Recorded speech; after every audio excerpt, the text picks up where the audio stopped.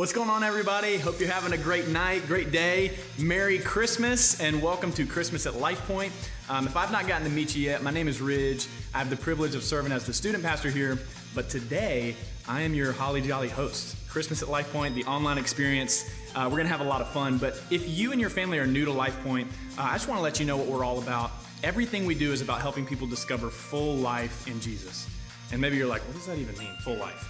Well, for us, we want you to know God, find freedom, discover purpose, and make a difference. That's who we are as a church. But if you've been around for any period of time, you also know that we like to have fun, maybe too much fun, which you might see in just a second because we've got some Christmas festivities in store for this pre-service countdown. So come with me, we're gonna have some fun. What's going on? We got Sarah and Christine over here. Christmas cookies, what we got going on? We are going to have a competition. See who can decorate the best cookie. Now, Christine, you're an awesome person, but Sarah is the Christmas queen. Like the Pat Mahomes of Christmas decorating. Nice. The whole lobby is like her idea. So I'll pray for you before we start. But yeah, hopefully that goes well. And for those of you watching at home, we want you to be a part of this. So if you get the cookies, the icing, the sprinkles, is that right? Yeah, join us. Yeah, join us, and you can take a picture, tag us online on Facebook, Instagram, whatever social media you use, Lifepointe CC. And just use the hashtag cookie competition, and we'll see if you are good enough to compete with Sarah and Christine. Maybe you will.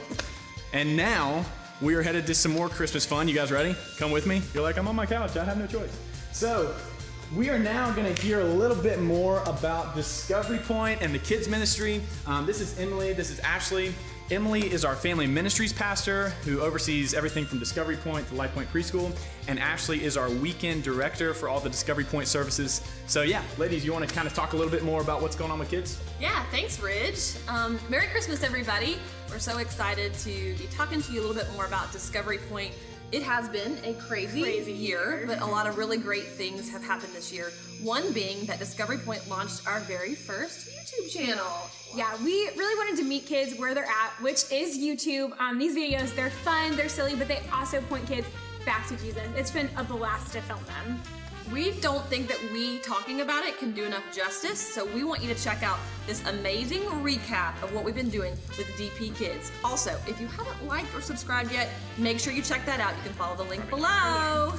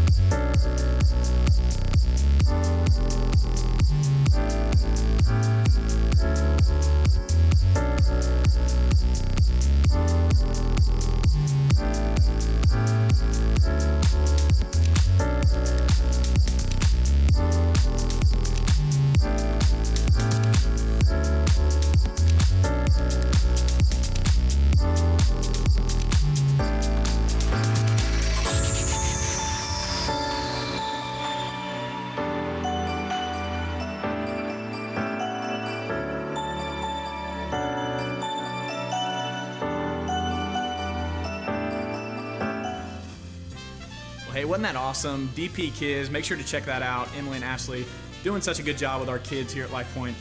But now it's time for some real fun. I mentioned earlier that we might have too much fun. This is the moment where that could very well happen. We have Chris and Steve here. Chris, our multiplication pastor. Steve oversees our first impressions, our online campus.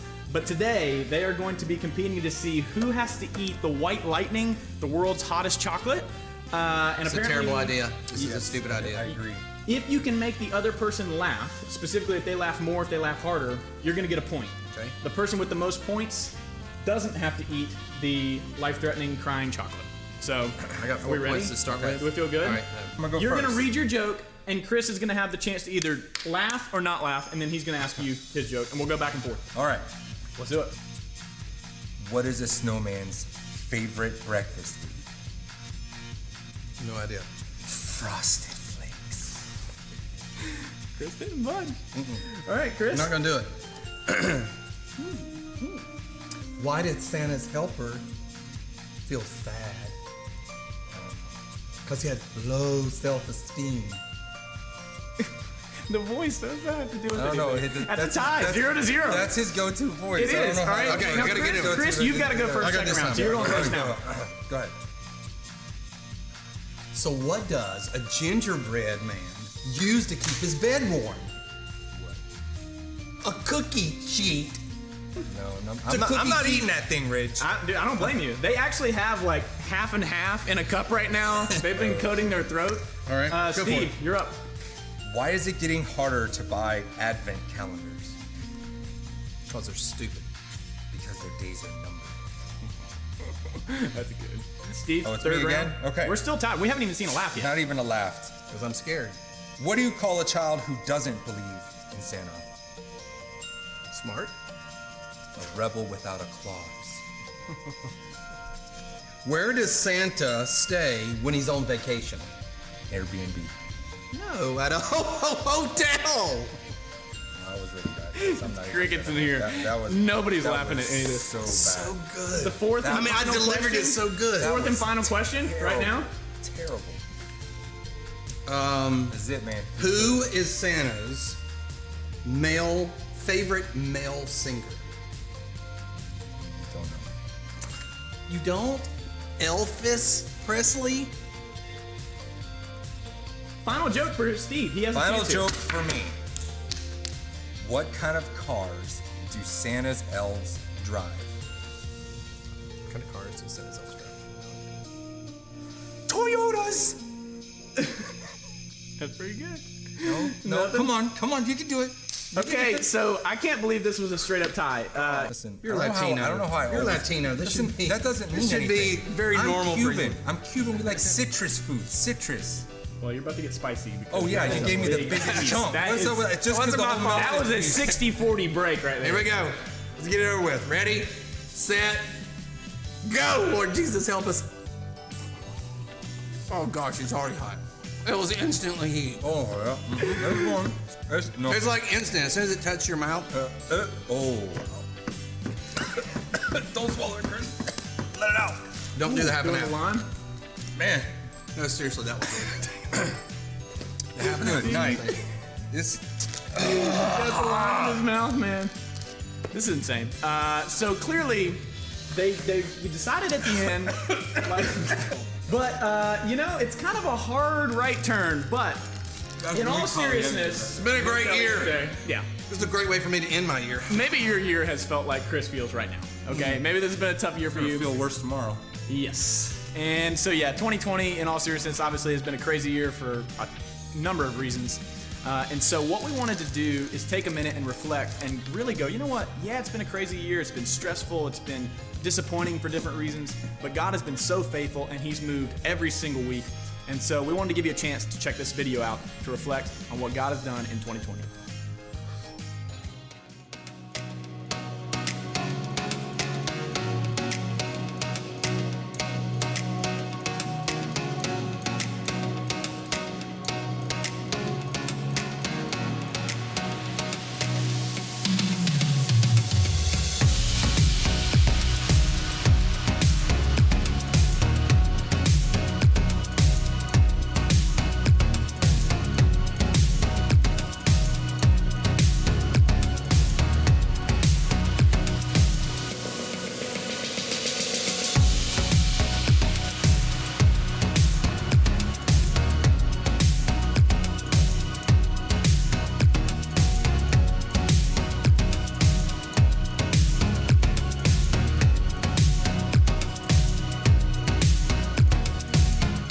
Hey, wasn't that video awesome? Team did a great job producing that. And like we said, this year's been crazy for a number of reasons, but God's been so faithful.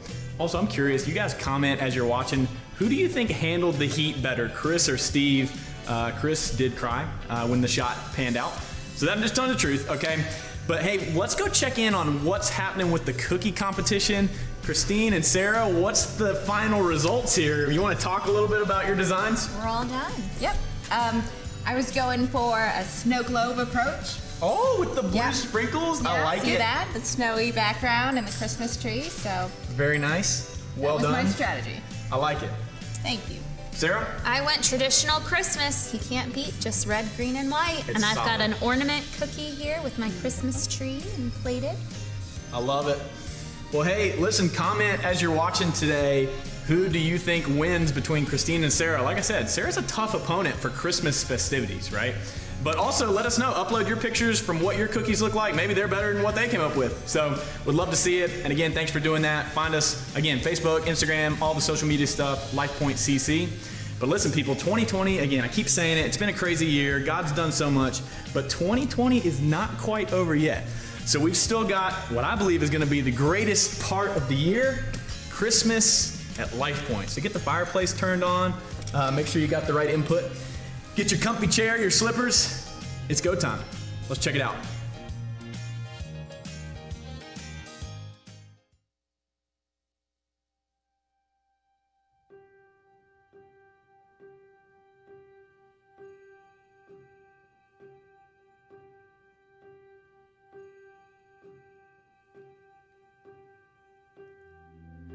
You thought I was going to be the one. You had high hopes for me. There was so much anticipation, so much excitement, so much wonder for what I was going to bring. I remember all of you celebrating all around the world for me just hours, even seconds before my arrival. For just a moment, I became the most celebrated thing on the face of the earth. Interesting how quickly things seem to have changed, isn't it? Interesting to think how everyone makes plans for the future, but doesn't realize the future doesn't make plans for you. As if you have the ability in your mind to control time. You say things like, this is my year. Well, let me make one thing clear. To all of you listening and watching, I'm sorry. I'm sorry. I'm sorry that I wasn't the year you had hoped I would be. In fact, I'm not the year I thought I was going to be either. But you have to realize that I'm my own person. I'm completely independent from the events that take place while I'm here. Think of me like a container that you put things inside of to hold. And once that container is full, you grab a lid, close it up, put it away, and grab another container. The only thing is, I don't know what I'm going to hold until it's given to me. Even I never would have thought of some of the things that I'd be holding. This whole quarantine, COVID-19 thing, I don't want that to go in my box. Because of it, I feel like I left so many of you feeling stranded and lost. I've taken some of you away from your families, separated children from their dads and their moms. I've heard so many, I'm sorry, I can't visit this year phone calls. I don't want that to go in my box. I've heard so many, I'm sorry, I have to let you go, talks with your boss. So many businesses had to close down, causing you to lose your jobs. Now it's 4 a.m. in the kitchen with your spouse running numbers just to make sure that your electricity and your water doesn't stop. I don't want that to go in my box. I've heard so many, I don't know how much more of this I can take, self-thoughts. As your anxiety and depression rises through this pandemic because all of this chaos has become a lot. Now you have weekly appointments with your doctor trying to figure out what dosage of what pill is going to make the anxiety stop. I don't want that to go in my box. But it is. And it sucks. Yet, some of you managed to find hope in the middle of it all. This whole year, it felt like you were just waiting to hear one bit of good news. And eventually, somehow, that good news made its way to you.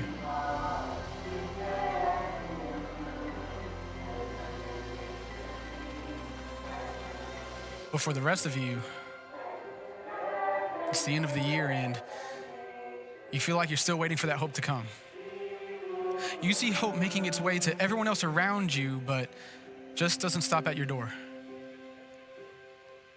But after everything that has happened while I was here, if I had any encouragement to offer you before I finally disappear, it's that my time is coming to an end.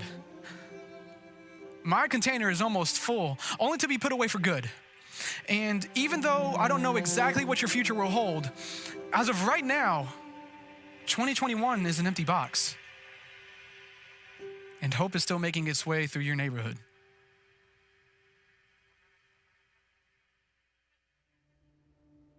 "2020, what a year, huh? I don't really know exactly how 2020 is going to go down in the record books, like what we're going to remember it as, but I'm pretty sure the title is going to be What in the World Just Happened? I mean, right? Like, take your pick. I mean, we had a worldwide health pandemic and COVID-19 that touched every part of the continent.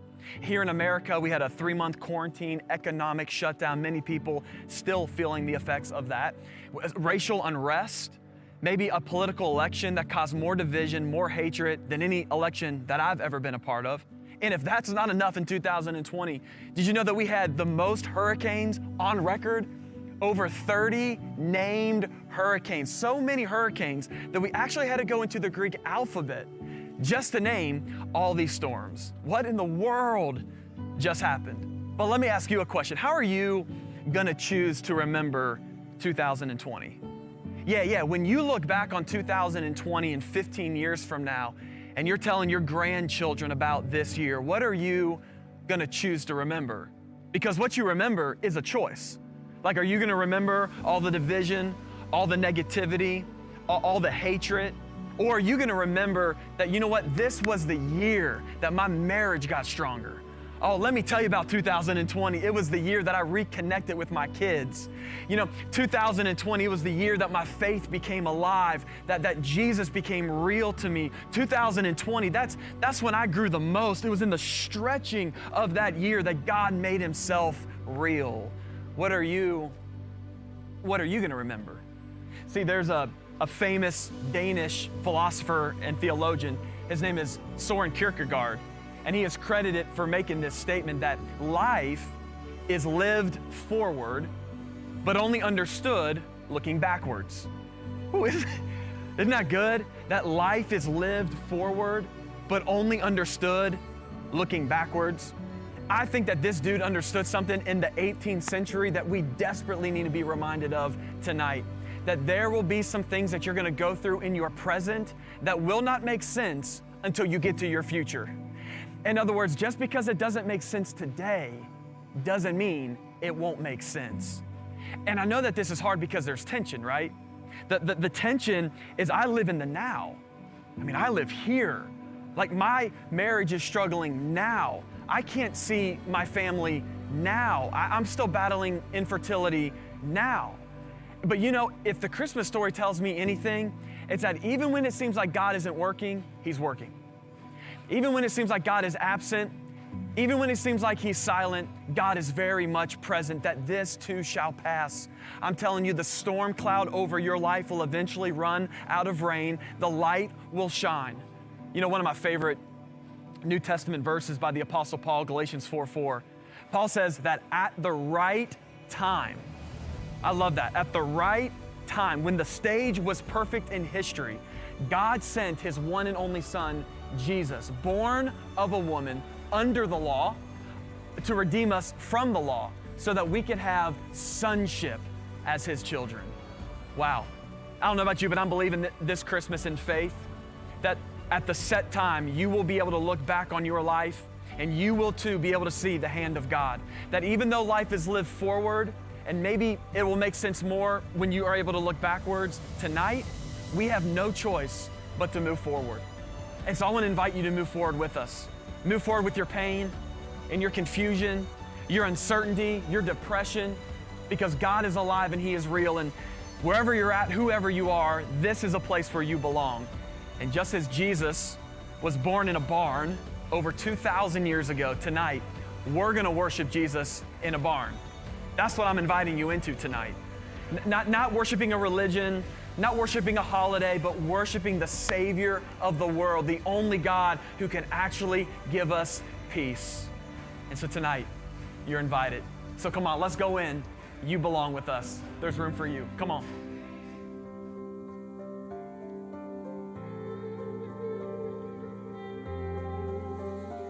Some people think you're distant, just some words on a page. You're nothing more than fables handed down along the way. But I've seen you part the waters when no one else could pull me from the deep. It's who you are to me. Some people think you just live cathedrals made of stone, but I know you live inside my heart. I know that it's your home, and I've seen you in the sunset and in the eyes of a stranger on the street. It's who you are to me. You're amazing, faithful, love's open door. When I'm empty, you fill me with hunger for more of your mercy, your goodness. Lord, you're the air that I breathe. That's who you are to me. Who you are to me.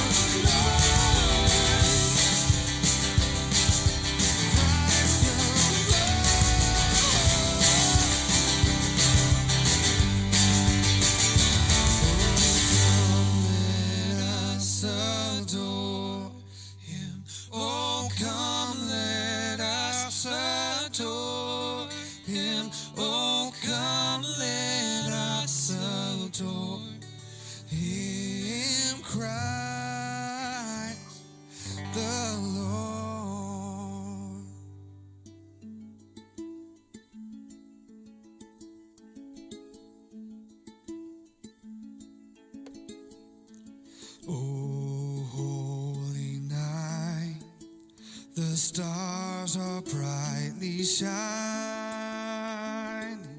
It is the night of our dear Savior's birth. Long lay the world in sin and error pining, till he appeared and the soul felt its worth. The thrill of hope, the weary world rejoices for yonder praise, a new and glorious morn. Fall on your knees, oh hear the angels' voices, oh night divine, oh night when Christ was born, oh night divine,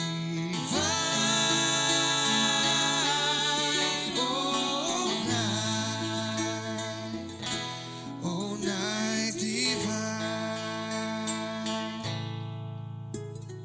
Truly taught us to love one another.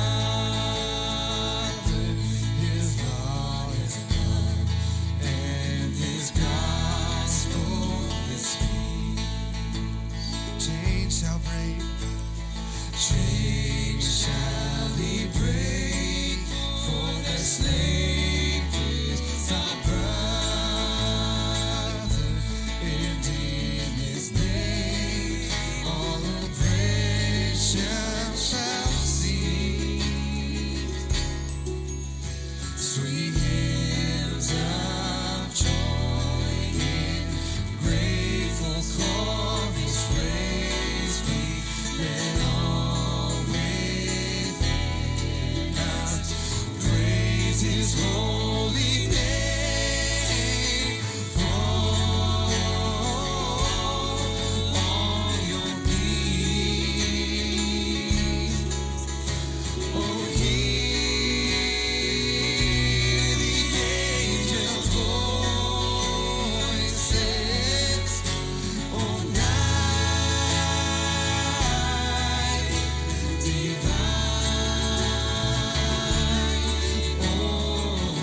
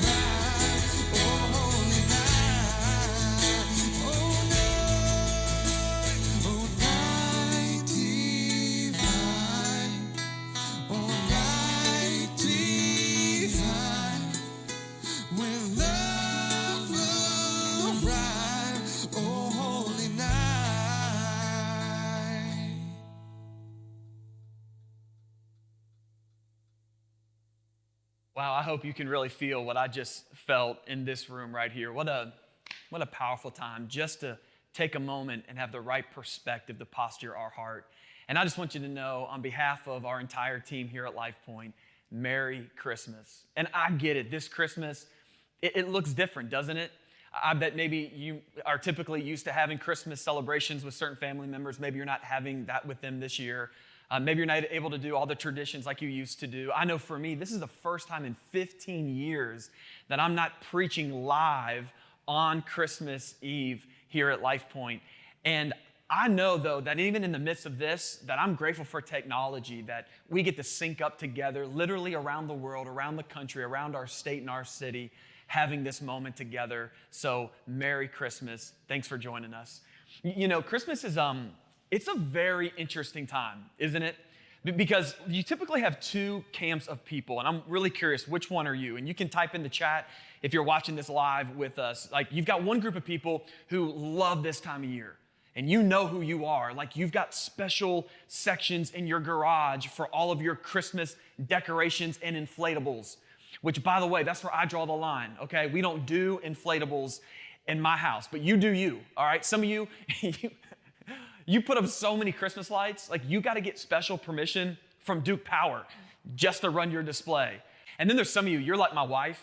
She counts down the days, not to Christmas. Oh no, she counts down the days to October the 18th. That's the day that Hallmark starts the 24-hour Christmas movie marathon.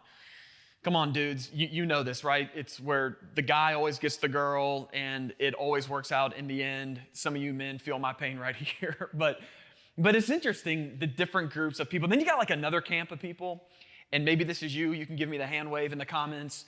Like, you're ready for it to be over. Like December the 25th, man, it can't come quick enough. You're done with it. You're over it. You're ready for a new year. Now, I'll be honest with you. I love Christmas. Like, I'm team Christmas. I love everything about Christmas. I love Christmas music. Like, I wonder how many of you love some Michael Bublé Christmas. Come on, make some noise if you like Michael Bublé. All right, maybe you're more like maybe Harry Connick Jr. That dude has got way too much talent and good looks wrapped up in one person, all right? But we all know, hands down, the greatest Christmas album of all time. I mean, it's not Christmas until you get some of this. Boys to Men Christmas. I know you're like jumping for joy right now in your house. Because for me, it's not really Christmas until you hear Boys to Men Silent Night, when Michael McCary comes in with that deep bass note. Silent night. You like that? And then Sean comes in, Holy Night. And then, of course, Nate always comes in, takes it to the next level. All is come. Okay, well, this is getting really weird. I know, let's just stop right here. Some of you are like, bro, you know way too much about the harmony parts of Boys to Men. But I love Christmas music. I also love going to, now that I have kids, I love watching them in Christmas plays, like in preschool. Because you're like guaranteed that something is going to go wrong. It's great. Several years back when my middle daughter, was in preschool, she was so excited because she got to play Mary in the Christmas play. She came home, she's like, Daddy, I get to be Mary in the Christmas play. I get to pick up baby Jesus, kiss him on his head, and put him back in his nest.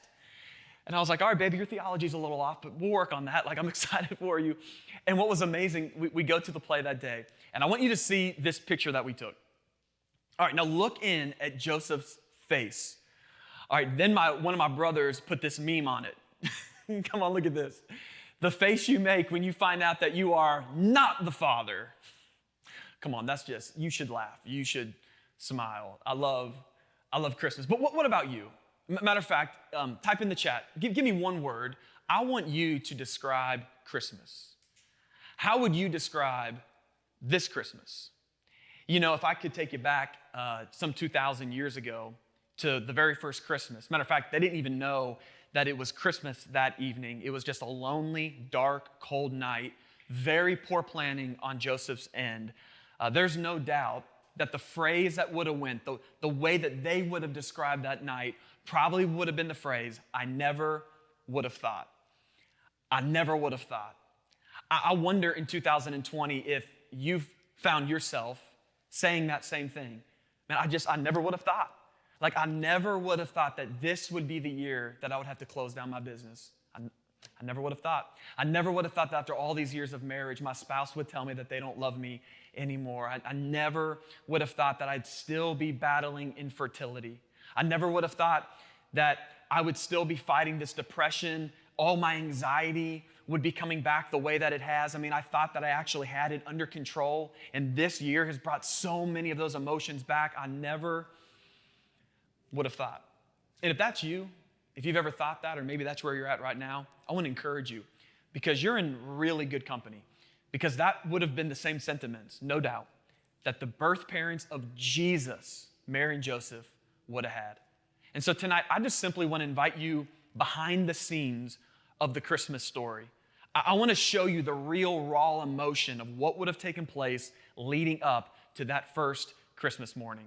So let's look at this together. Luke chapter 1, starting in verse 26. Luke says this: in the 6th month of Elizabeth's pregnancy, God sent the angel Gabriel to Nazareth, a town in Galilee, to a virgin pledged to be married to a man named Joseph, a descendant of David. The virgin's name was Mary. And the angel went to her and said, "Greetings, you are highly favored. The Lord is with you." Now, everything about this Christmas story is completely disruptive. Matter of fact, I think the reason why we say things like, "I never would have thought," is because something in your life has been disrupted. Like something happened. And it's really interesting because whenever disruption takes place, it's really easy to fall into disbelief. I mean, there's no doubt that this is what would have been going through Mary's mind. This was a disruptive moment for her. Like, let's just look and investigate a little bit. Luke just told us that Mary, by the way, most scholars believe she was somewhere between 15, 17 years old. I mean, come on, this is a kid. This is a teenager. She's engaged to Joseph. Now, the reason why that's so important is because engagement in ancient Jerusalem and Judea is basically as legally binding as a marriage contract for us today. So to be engaged is kind of like you're married without the benefits. Hello. And so this is what they're experiencing. Now, you would also be engaged for a 1-year minimum. And the reason why there was a 1-year minimum for engagement in ancient Judaism is for 2 reasons. One, very practical, it's to make sure that the woman wasn't previously pregnant. The second reason was to test your commitment to one another. And so somewhere in the midst of this engagement, Mary, can you imagine ladies that are engaged or you have been married, you are married, like you're excited. She's probably said yes to the dress. She sampled all the cakes. She's chosen her cake. She's got the wedding venue. She's got the DJ. She got DJ Khaled spinning at her wedding. Okay, it's not DJ Khaled, but whoever the version is back then, you get it, right? And then all of a sudden, this angel shows up and says, "Mary, you're going to deliver God's baby." I mean, this would have been a disruptive moment. And then, you ever thought about this? Like the first phone call to Joseph to break the news? See, the Bible leaves out a lot of details, but I really wonder how this went down. Like, I imagine she calls Joseph up, nervous, frantic, and sure enough, his cell phone goes off and there's her name. And you know how guys are when you're engaged. You're like, "Hey, girl." I don't know how he would have answered. And she's like, "Joe, listen, I need you to come over. I've got something that I have to tell you." And of course, Joseph could tell that there was something in her voice that wasn't quite right. Sure enough, he hangs up the phone, gets on his camel, rides over to her house, walks in the front door, and there's Mary. Clearly, she's been crying. Her eyes are puffy, holding tissues in her hand. Mary looks at Joseph and she says, "Joe, listen, I've got something to tell you, but before I do, I just need you to calm down, okay? I know you got a temper just like your daddy, but I got a good explanation for what I'm about to tell you." And Joseph's probably like, "Mary, what is it?" And she's like, "Joseph, I'm pregnant." Okay, there's no doubt Joseph probably stood up and was like, "What's his name?" I'm about to go lay some hands on him. "Is it Danny?" "I bet it's Danny. I saw the way he looked at you at the market. I told you to stay away from him." "No, Joseph, see, this is what I'm talking about. Sit down. It's not, this baby didn't come from any human. It's God's son." Yeah, listen, I think sometimes we deify this Christmas story. Whenever you deify something, it strips away the raw human emotion of what actually would have taken place. No, there's no doubt that night Joseph left hurt, discouraged, angry, upset. We know this because in Matthew's account of the birth of Jesus, it says that he left that night planning to divorce her quietly. Why quietly? Because according to the Mosaic law, Mary could have actually been stoned to death. Disruption after disruption. That's the whole story. I never would have thought. I mean, from the pre-pregnancy to the 9-month pregnancy, cultural disruption, social disruption, outcast from her family in this society, even the moment Jesus was born, I mean, everything about it would have been disruptive. And the reason why I'm telling you this is because often these I never would have thought moments, God will allow these to take place in your life to disrupt you. Yeah, that sometimes God will disrupt us to get us to see things that we never could have seen if it wasn't for the disruption. That often a disruption will become a necessary interruption to where you can look back and see that I didn't see it. I took that for granted. I never realized until the disruption took place. I never would have thought. And to me, Mary and Joseph, they are living proof of this. And I know you feel the tension, right? Because I do. Like, I think that there's just a natural tension because, we want God in our lives, but we just don't want God to disrupt us. Come on, can we have real talk? It's Christmas. It's like, God, I want you to be on my side. I want you to answer my prayers. I want you to be for me. I just don't want you to disrupt anything. I want you, and I want to live the way that I want to live. Can I have both? Can I have you and my life too? Yeah, I just wonder right now, maybe in the busyness of Christmas, for some of us, I wonder, has Jesus gotten in the way of Christmas? Yeah, like you're running around buying gifts, wrapping gifts, going to parties, family to see, miles on the highway to log, and yet now you mean I got to watch this Christmas service? I don't have time for this. That in the midst of our busyness, I wonder, has Jesus gotten in the way? Yeah, and I think this Christmas, if anything, what God's teaching me is that if you don't want God to disrupt you, then you don't want God. I know that's strong, but I want you to hear that again through the lens of love, through the lens of grace, through the lens of purpose, that if you don't want God to disrupt your life, do you really want God? Because when God comes into your life, I'm talking like you surrender your life to Him. God will change. He will disrupt your old values. He will disrupt the way you used to treat people, the way you used to respond. He'll disrupt the way that you used to hold on to bitterness and anger and unforgiveness, and He'll fill you with purpose and hope and peace and meaning. And I just wonder, do we want God, but we just don't want Him to disrupt anything? And yet in these moments, God begins to show us something we couldn't see if it wasn't for the interruption. Yeah, Mary and Joseph to me are great evidence of this divine, holy, beautiful disruption. I never would have thought. But if we're not careful, disruption can fuel our disbelief. And maybe because of the way your year's been disruptive in your life, maybe you've lost belief. Belief in people, belief in goodness, maybe even belief in God. But the second thing that I've noticed in this story, that disruption can also make God feel distant. Yeah, it can make God seem very far off. I mean, look at the story as it continues. It says, so Joseph, this is chapter 2 now, verse 4. So Joseph also went up from the town of Nazareth in Galilee to Judea, to Bethlehem, the town of David, because he belonged to the house in the line of David. Now, of course, I'm picking up in the story. If you're familiar, you know that an angel would have appeared already to Joseph, telling Joseph that what Mary told you is actually true. So he committed to stay with her. Verse 5. He went there to register with Mary, who was pledged to be married to him and was expecting a child. And while they were there, the time came for the baby to be born. And she gave birth to her firstborn, a son. And she wrapped him in cloth and placed him in a manger. Because, notice this, there was no guest room available for them. I feel for Mary. Like this entire pregnancy, it's like one disaster domino after another. I mean, here she is now, finally moments away, giving birth.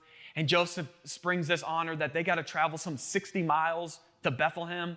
Like, I remember my wife, when she was pregnant with our kids, She didn't want to drive 6 miles in a car, let alone 60 on probably the back of an animal. And then they finally arrive in Bethlehem, and did you notice the text? It says that there was no guest room available for them.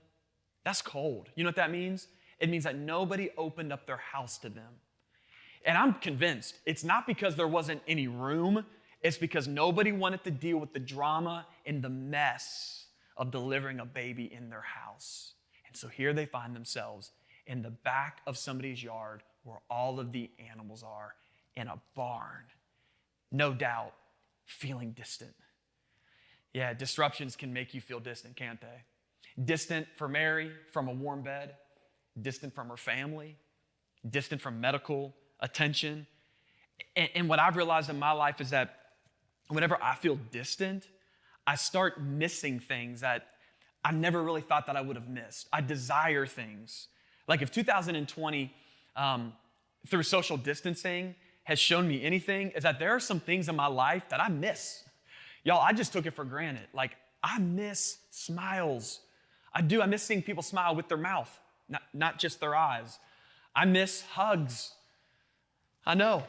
I got personal space issues too. Like, I got an invisible line, and if you cross my invisible line, I give you the lean.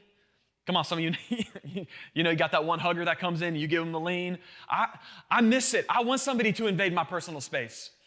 Okay, that didn't come out right. But you know what I mean. Like, I miss hugs. I miss fans at sporting events. I mean, I know Major League and college, sports are doing their best, but I think if it's shown us anything, it's that sports were meant to be played with fans. I miss it. I miss it. And to me, if I could give you some hope today, it's that even when God feels distant, he's closing the gap. Even when God feels far off, he's very much near. Yeah, I don't know if your wife has ever done this, but my wife will, like, from time to time, we'll be at the house and we'll have a conversation in one room, like it'll start in one room, and then she'll keep the conversation going, but she just moves to another room. And by the time the conversation's over, she's like 3 rooms removed, and I'm like, huh? What are we doing? What'd you say? Like, I can't hear her. And then she gets frustrated when I ask her, can you run that back? And what I've learned is that if I really want to communicate and connect with my wife, I've got to close the distance. Can I preach this on Christmas? To me, this is what the story is all about, that God was done. He was fed up being 3 rooms away from you. He was fed up with the Old Testament law that could not offer true forgiveness, only the imitation of forgiveness. He was tired of watching a legalistic religious system keep more distance in between you and God. And he said, that's it. I'm going to send myself in the form of Jesus, and he's going to live, and he's going to breathe, and he's going to die and resurrect from the grave for you. Ooh, that when God seems far off, I hope this encourages you. He is here. He's closed the gap. He's closed the gap. And Mary saw this. One of my favorite verses in all the Bible, not just at Christmas time, but in all the Bible, comes in verse 19. Listen, it says, but Mary treasured up, here it is, all these things and pondered them in her heart. That after Jesus was born, Mary treasured up all these things, and she pondered them in her heart. All these things. All the lonely nights, all the disruption, all the cultural backlash, all the backhand comments and gossip that would have been had to her, all the sleepless nights, everything at the end, she considered it treasure. And I just got to wonder, wherever you are tonight, wherever you're watching this from, I wonder what you've been calling a disruption in one season, you're going to be calling treasure in the next. I wonder maybe what you've been calling chaos in one season, you're going to call purpose in the next. That what you have labeled as hopeless, you're going to relabel hopeful, for we serve a God who is always with us. Yeah, and I think the reason why Mary was able to have such a perspective is because of the very first thing the angel told her. Now, I skipped over this intentionally. I wanted to save it for the very end. But in Luke chapter 1, verse 28, when the angel first appeared to her, to me, this is where her strength and perspective came from. It says this, the angel told her, the Lord is with you. The Lord is with you. That through the ups and the downs, Mary knew God's with me. Through the uncertainty and the loneliness, God's still with me. Through the distractions and the disruptions, God is with me. Through the feelings of distance, that God is here. And if the Christmas story should hopefully tell us anything, is that God is for you. That God, He never leaves you. He never forsakes you. That you have a God who is ever present. That even when He seems distant, He's still present with you. He's closed the gap. He's closed the gap. But we have a step to take. To me, that is the good news of hope, that the gap has been closed. For He is Emmanuel. That means God with us. But we have a step to take. And maybe right now, everything in 2020, I would have never wished for this to happen to you and what you've gone through. But maybe it's led you to this moment, to this video link, however you found your way here, to finally have a moment where you say, Lord, I'm tired of running from you. I realize who you are. I believe in my heart that you've closed the gap. And maybe the best thing that's about to come out of 2020 is for you to either reconnect back to God or for you to give your life to the Lord for the first time. And I know that's a weird phrase, like, what do you mean, give my life to the Lord? It's simply this spiritual exchange. It's recognizing that my sin has separated me from a holy God, but that God, through Jesus, came. And man, He didn't come to establish a religion. He came to establish a relationship with me. With me. He died on the cross, and on the third day, He resurrected from the grave. That through all of the disruptions, all of the I never would have thought moments, God is for me. And to me, if that's you, salvation is pretty simple. I know we humans have made it hard, but it's very clear. Paul says in Romans that all who call on the name of the Lord will be saved. That if you believe in your heart that Jesus is the Lord and you confess it with your mouth, you will be saved. See, salvation starts at the point of belief, not behavior. So maybe, just maybe, this is your moment as God has closed the gap for you to take the step. And then there's others of you, maybe this is a moment for you to reconnect. But wherever you're watching from, I just want to invite you just to close your eyes and bow your head, or I don't know, look at the screen if you want to. But I'd love to pray for you, can we? So, Father, we thank you so much for these moments. God, thank you for the timeless message of Christmas. A message, Father, that is faced with so much devastation, so many distractions. God, in so many ways, you seem very distant. But Lord, we hold on to the truth that at the set time, you came. And Lord, I believe that in faith tonight, that at this exact moment, what we've gone through has led us right here. What has happened in our past is completely out of our control. What happens in our future, well, now we can take a step. And so, Lord, I pray for those that are giving their life to you. If that's you, you can just repeat after me in your heart. Right now, Jesus, I invite you into my life. I believe that you are the Son of God and that salvation is through you and you alone. And today, I'm surrendering my life for yours. And Father, I thank you for everybody who's reconnecting with you, everybody who's praying this prayer, God, that a prayer of hope, a prayer of life, a prayer of eternity. God, we are so grateful to celebrate this, that even in the distance, you are very present. We love you. We celebrate you. We pray this in your name. Amen. Amen. Well, you know what we'd love to do? You're going to notice on the screen, we'd love to connect with you. That if you just prayed that prayer to receive Christ or to rededicate your life, we just simply want you to text LIFE to this number. And don't worry, this isn't anybody's cell phone number. We're not going to harass you, I promise. All you're going to do, if you text LIFE to this number, it's going to send you an automated reply that's going to have a link. You just click on that link and you just let us know who you are. Like, this was me, where you're from, and we would just love to follow up with you if you want us to. But this is your way of taking a step. If you just made the most important decision of your life, then I encourage you, text this number on the screen if you gave your life to the Lord or if you're rededicating. But you're also going to notice another number. Another text to act, and that's the word prayer. And it's because we realize that in the midst of this kind of a year, there's so many people, you believe in God, you have a relationship with Jesus, you're just lonely. You just got a lot going on. Maybe you feel overwhelmed and you want somebody to pray for you. If you'll text prayer to this number, we literally have a team on standby. If you're watching this live, only if it's live, who would love to pray with you. Matter of fact, they're going to do the same thing. It's going to be an automated reply. You click that, and there's a communication option for you. Maybe you want somebody to call you. Maybe you want somebody just to text you. They can just have a text message conversation with you, or maybe even just an email. But this is our way as a church letting you know that you don't have to walk through life alone. And we are here with you, even if we're not physically with you. We are a church that stands with you, even if you can't see us right now, that there are people on the other end of this phone, text message, email that would love to connect with you. And so go ahead and do that. We're going to keep it up here for a while. And you know, something that's been a tradition for really hundreds of years is this lighting of the candle. Have you ever experienced this at a church? Maybe they called it a candlelight service. You ever wonder why we light candles at Christmas time? You know, to me, this is such a powerful symbol because it represents the light of Christ. For all those of you who are followers of Jesus, maybe some of you just prayed that prayer for the very first time, this is what's taken place in your spirit. That you were spiritually dead, but now through Christ, you are alive in Him.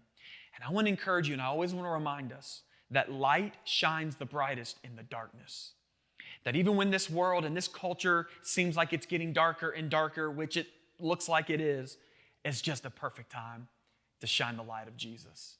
So go ahead, wherever you're at, if you're in the living room, if you have your candle, go ahead and light it. If you have a flashlight, if you didn't realize that we were doing this, jump up, grab your Yankee candle, the one that smells like a Christmas tree.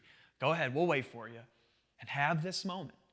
Because I want you to look at this candle, I want you to look at this light, because this represents your eternal being, the part of you that Christ has made alive, the part of you that is the answer to the world's greatest problem, which is life without Jesus. Jesus wants to use you to help spread this light to others. What an opportunity we have this Christmas. That even though it's been a tough year, this is the year that our light can shine the brightest.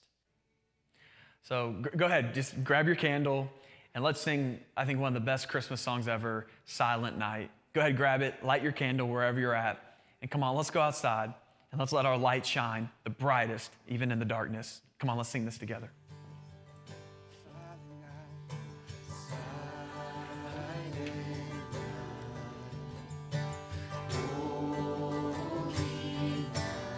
Shepherd's Queen, Shepherd's Queen, at the side, glory streams from heaven above, heavenly hosts sing hallelujah. Oh, Christ, Christ the Savior is born. Christ the Savior is born. Sing Silent Night, Silent Night, Holy Night, Son of God, Son of God, last pure light, radiant beam